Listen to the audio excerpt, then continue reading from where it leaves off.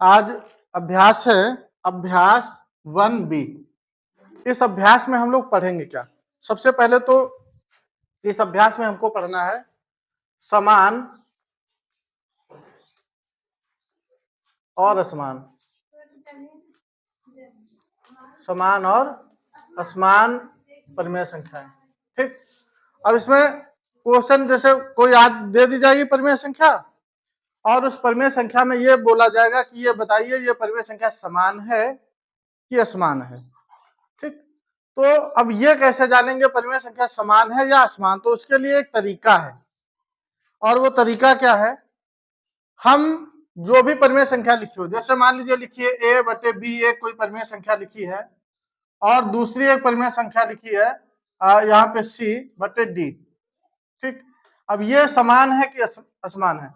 तो समान का मतलब यदि दोनों परिमेय संख्याएं बराबर आ जाए तो वो समान होंगी। ठीक, या फिर इनका सरलीकरण करें, सरलतम रूप वो बराबर आ जाए तो परिमेय संख्या समान होंगी, और नहीं तो अगर ये सब ना दिया हो तो सीधा सा हम एक तरीका अपना सकते हैं। क्या? इस संख्या का यानी सामने इससे गुणा और इस संख्या का इससे गुणा, तो गुणा कराएंगे a का गुणा d यानी ये ऐसे, अब बराबर में b गुणे c। यदि ये बराबर आता है, ठीक, तो हम लिख देंगे परिमेय संख्या समान है। ठीक, तो ये जो परिमेय संख्या होंगी वो कैसे होंगे? समान होंगे। और यदि a गुणे d बराबर नहीं आ रहा किसके? b गुणे c के, तो फिर वो परिमेय संख्या असमान होंगी। आई बात समझ में? तो एग्जाम्पल के तौर पे जैसे पहला सवाल अभ्यास 1 का है, -4 बटे 5, और यहाँ बॉक्स बना है, फिर लिखा है -5 बटे 7। अब इसमें हमें यह बताना है कि ये बराबर है या बराबर नहीं है। ये दोनों चिन्ह भरने हैं। ठीक, रिक्त स्थान में भरने हैं। ये जो चिन्ह है ये भर, इनमें से कोई एक। अब अगर इनमें से भरा कौन जाएगा? यदि बराबर परिमेय संख्या आ जाए तो ये भर दो, और बराबर ना है तो ये भर दो। तो इसके लिए सबसे पहली शर्त क्या देख लेंगे कि दोनों संख्याएं समान चिन्ह की हैं कि नहीं है। समान चिन्ह का मतलब जैसे एक तरफ की संख्या प्लस की है ऊपर नीचे, तो दोनों तरफ दूसरी तरफ की भी प्लस की है कि नहीं है। यदि दोनों पक्षों की जो संख्याएं हैं समान चिन्ह की हैं तो वो बराबर होंगी, और यदि असमान चिन्ह की है तो पहले ही लिख देंगे बराबर नहीं है। आई बात समझ में? अब यहाँ पे जैसे देख लेंगे, इधर भी एक ऋण का चिन्ह है और इधर भी एक ऋण का चिन्ह है, तो चिन्ह समान है। अब जब चिन्ह समान हो तो फिर आगे हल करते हैं। आगे हल करने में हमने क्या बताया? ऊपर वाली संख्या का नीचे वाली से गुणा, तो -4 का गुणा 7 से करा दो, और 5 का गुणा 5 से, तो -5 का गुणा 5 से करा दिया। ठीक, अब यहाँ पे खाली स्थान ऐसे लेके चलेंगे, तो 7 28, और इस तरफ कितना आया? 5 25। दोनों क्या बराबर आई? संख्या बराबर है? नहीं है। तो जब बराबर नहीं है दोनों तरफ की संख्या है, तो हम क्या लिख देंगे? यहाँ पर ये यानी ये चिन्ह आ जाएगा, बराबर नहीं है, तो यहाँ हम क्या भर देंगे? बराबर नहीं है। आई बात समझ में? ऐसे ही दूसरा एक और सवाल देखो जरा, इसी का खा नंबर है। खा नंबर लिखा है -7 बटे 11, फिर खाली स्थान है -7 बटे 11। अब इनमें से बताओ बराबर है कि नहीं बराबर है? ठीक, अब यहाँ पे इधर लिखी है -7 बटे 11, फिर बॉक्स बना है, दूसरी तरफ भी लिखा है -7 बटे 11, तो क्या ये दोनों परिमेय संख्या बराबर है कि नहीं है? है ना? दोनों तरफ समान संख्या है, तो जब समान संख्या हो तो बराबर लिख देंगे ऐसे ही। हमें हल करने की इस तरह से गुणा करके देखने की जरूरत नहीं है। एक अच्छा और सवाल देखो, गा नंबर इसी का देखो, लिखा है -8 बटे 5, फिर बॉक्स बना है -7 बटे -4, है ना? गुणा कराओ। अब देखो इधर ऐसे ही, इधर ऊपर नीचे दो चिन्ह हो गए और इधर एक ही है, तो चिन्ह बराबर है क्या दोनों तरफ? चिन्हों की संख्या दोनों पक्ष में बराबर नहीं है। तो जब चिन्हों की संख्या दोनों पक्ष में बराबर ना हो तो सीधा सीधा ऐसे ही लिख दो, ये बराबर नहीं है। ठीक, आवाज नहीं करो तुम, बराबर नहीं है। तो इस तरह से हो जाएगा ना। अच्छा, इसका घा नंबर देखो, घा नंबर से लिखा माइनस का प्लस, ये 14 बटे माइनस का 16, फिर दूसरी तरफ माइनस का 21 बटे 16।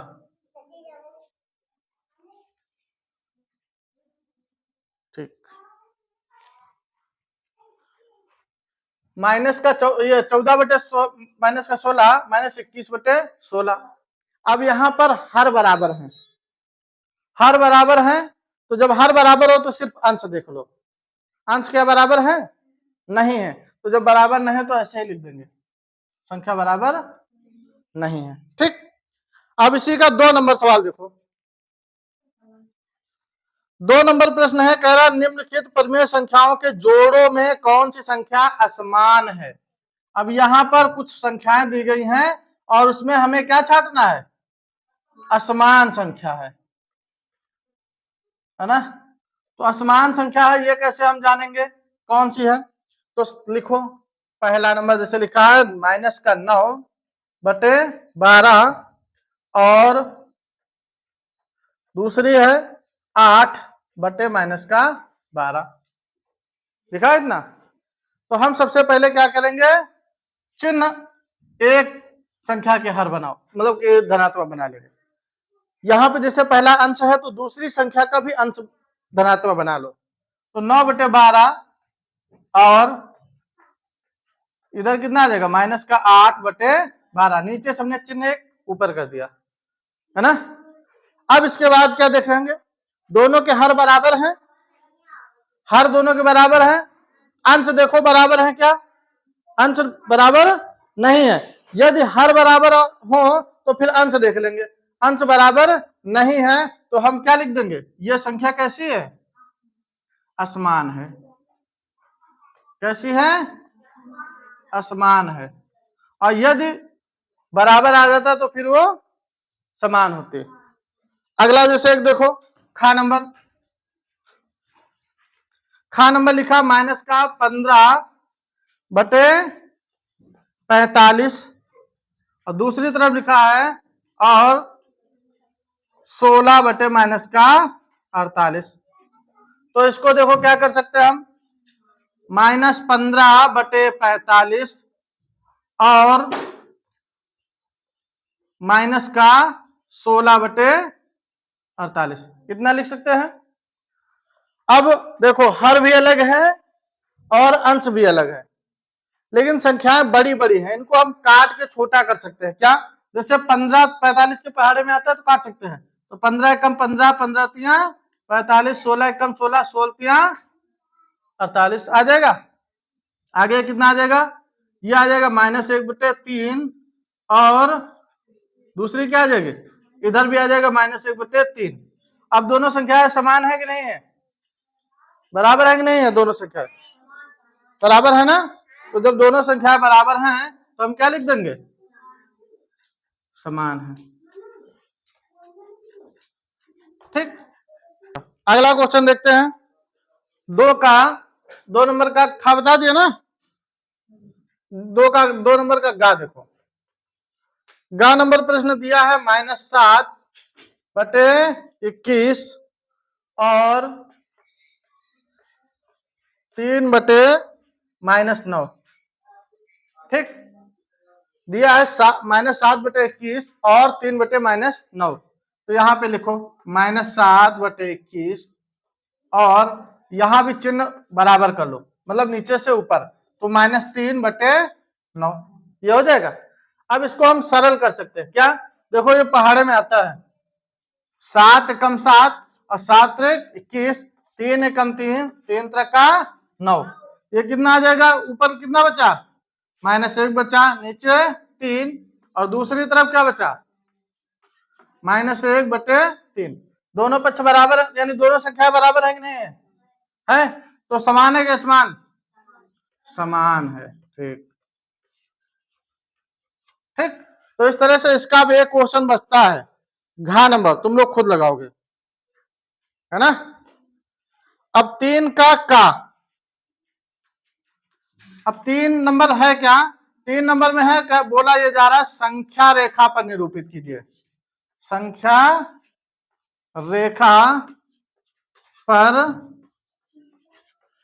निरूपित कीजिए। ठीक, संख्या रेखा पे बनाना। जैसे पहला प्रश्न है, का नंबर दिया 3/4। अब 3/4 का मतलब क्या है, 3/4 का मतलब क्या है कि किसी कोई वस्तु है ना, उस वस्तु के कितने हिस्से किए गए हैं, जितना नीचे हर हो, 4, और 4 में से 3 हिस्सा बोला जा रहा है। ठीक, तो इसके लिए ये बनाना है संख्या रेखा पर। तो संख्या रेखा कैसे बनाई जाती है, ये ऐसे संख्या रेखा खींचते हैं और स्टार्ट करते हैं 0 से, 0, फिर 1, फिर ऐसे 2, फिर ये 3, ऐसे आगे बढ़ते जाएंगे। अब ये बोला गया 3/4, 3/4 का मतलब एक के करे 4 हिस्से, तो 1 के 4 हिस्से करो, यानी 0 से 1 के बीच में 4 हिस्से कर दो, तो कितना हमारा 1 है ना, 2, 3 और ये 4। तो ये जो 0, ये पहला जो हिस्सा आएगा इतना, ये कितना आएगा, 1 हिस्सा आएगा, कितने का, 4 का। ये वाला बिंदु क्या होगा, 2 आएगा 4 का, 2 हिस्से हो गए, और ये वाला 3 हिस्सा हो गया 4 का। यहीं तक रखेंगे। अब बोला कहां था 3/4, तो 3/4 ये है, और कहां से चल रहे थे, 0 से, तो हम ऐसे 0 से उठाएंगे इस तरह से, ऐसे इस तरह से, और ले जाके 3/4 पे से गिरा देंगे। बस यही बनाना था इसे। ठीक, ऐसे गिरा देना था। ऐसे एक और देखो प्रश्न, अच्छा अगला दिया,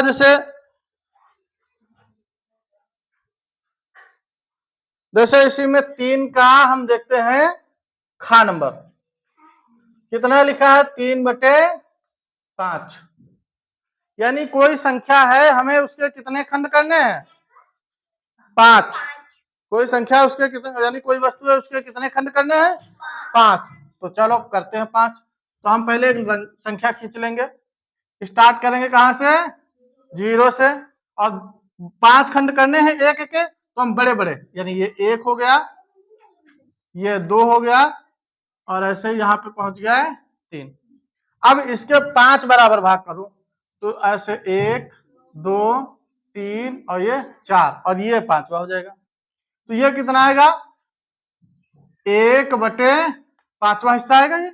ये वाला इतना 1/5, ये वाला हिस्सा कितना आएगा, 2/5, आगे वाला कितना आएगा, 3/5, ये कितना आएगा, और ये वाला कितना है, 5/5, और 5/5 का मतलब क्या है, 5 कम 5, 5 कम 5, 1, है ना। तो अब कहां तक जाना था, 3/5 से, तो हम कहां से उठाएंगे, 0 से उठेंगे, और 3/5, ये 3 हमारा यहाँ पे से, बस हो गया। ठीक, तो ऐसे बना लेंगे ना।